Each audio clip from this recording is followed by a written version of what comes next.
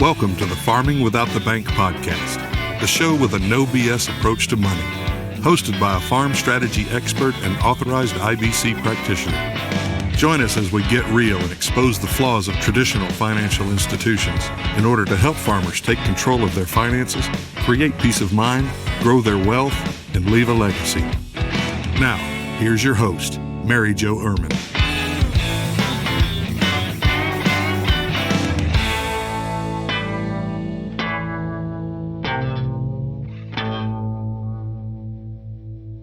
Hello, and welcome back to the podcast. Thank you very much for being here.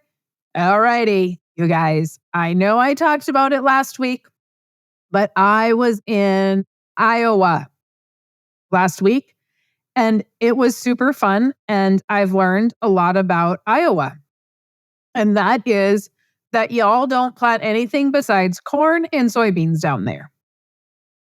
You plant into the ditch practically.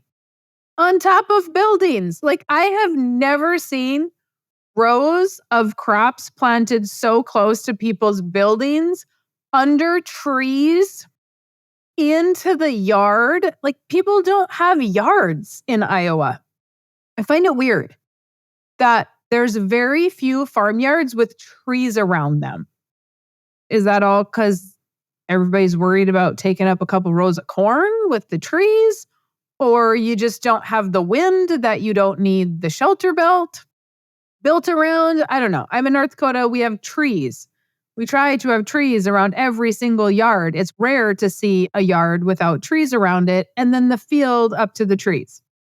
And every single farmyard, except 7, was not super clean. Like, it's unbelievable how Iowa takes care of their farms. Their yards are clean, they're pretty, their grass is perfect, the ditches are mowed, the roads are good.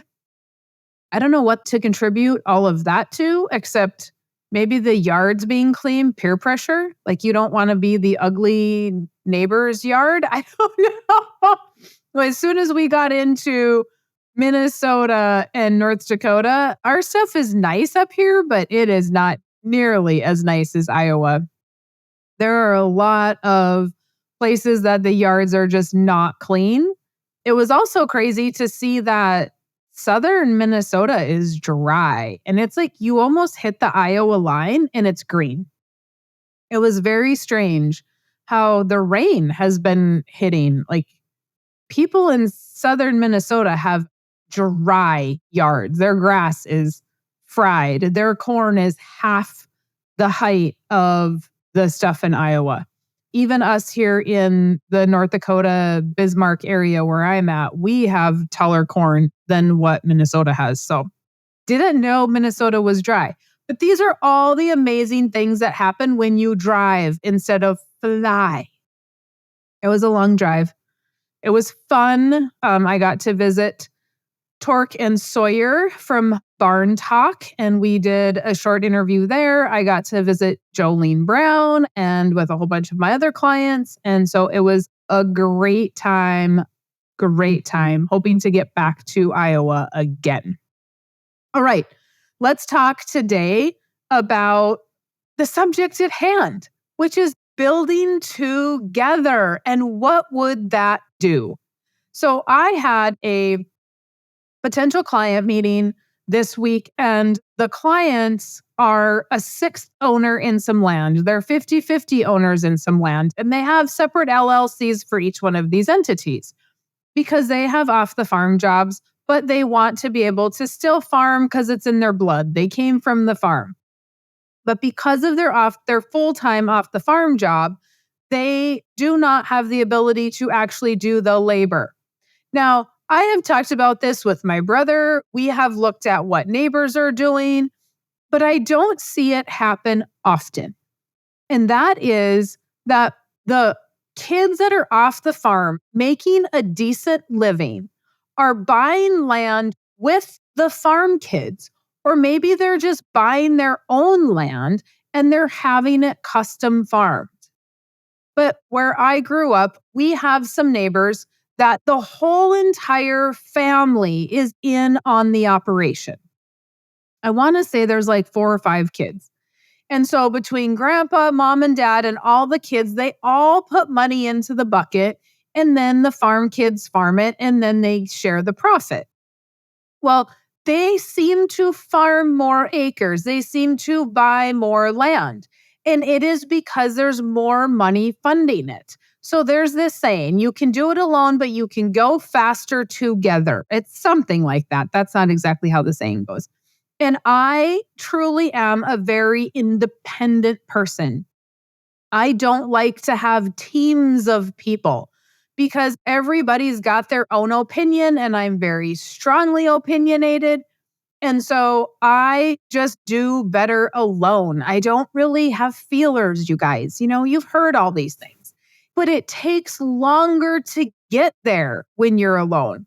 Now, if you can find a great team, why not do that? Why are we not building this together? If we have family that is off the farm, and I have probably a couple handfuls of clients that the off the farm kid has a good job, don't know what to do with their money. So they put it in and they buy land together and then they can write off some of those farm expenses. So if we can work together, why aren't we doing that? Now, in North Dakota, that's a little bit more difficult because you can't create the LLC for the farm ground. So now you own the farm ground together and then you create the farming LLC. But in most other states, your land can be owned by an LLC. You just have to figure out how you're going to hand that off to the next generation. So let's just say it was my brother and we owned some farm ground. Well, upon my death, does it go to my husband? Does it go to my kid? Does it go right back to him because we are owning it together? Are we going to have husbands and spouses and whatever? Are we going to have those being part of the LLC? Because now the LLC can get so large if we continue to pass it off to the next generation. It can get so large that there's so many people owning it. It's super annoying. I've seen those. Not a huge fan of that strategy unless there is an end to the LLC. But I wanted to plant that seed because if we look at people like the Rockefellers and the very, very wealthy, they didn't get there on their own. They got there by creating a pool of money from various different people. If that's how we get started, fantastic. Then let's create an end date to that partnership if we need to. But something to think about that's not really thought about in this industry, because guess what? Farmers and ranchers are probably the most independent people I've ever seen. Even most of your entrepreneurial businesses, like your blue collar businesses, yes, there are a lot of one-man shops, but they want to typically expand. If it's the same industry, they typically try to work together if it's family. That doesn't happen in farming. We're so independent, we want to do everything separately. And I get it. But what happens if we don't have somebody on the farm, but they have a really good job and they need some tax write-offs? Those people are separately buying rental property. They're separately doing all these other things. Well, how about we come back to the farm, and if we get along with one another and we know the kid that's farming is doing a good job, how about we pool that money together and actually create a bigger legacy?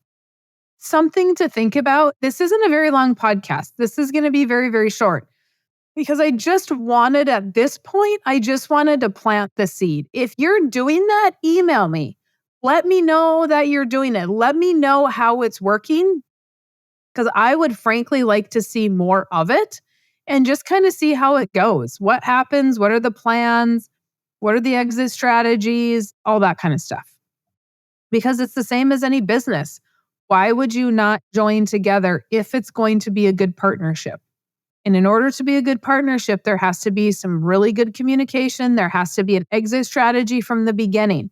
If you guys have not listened to my friend Jolene Brown, then you better go listen to anything that she has and look at where she's going to be and go listen to her speak.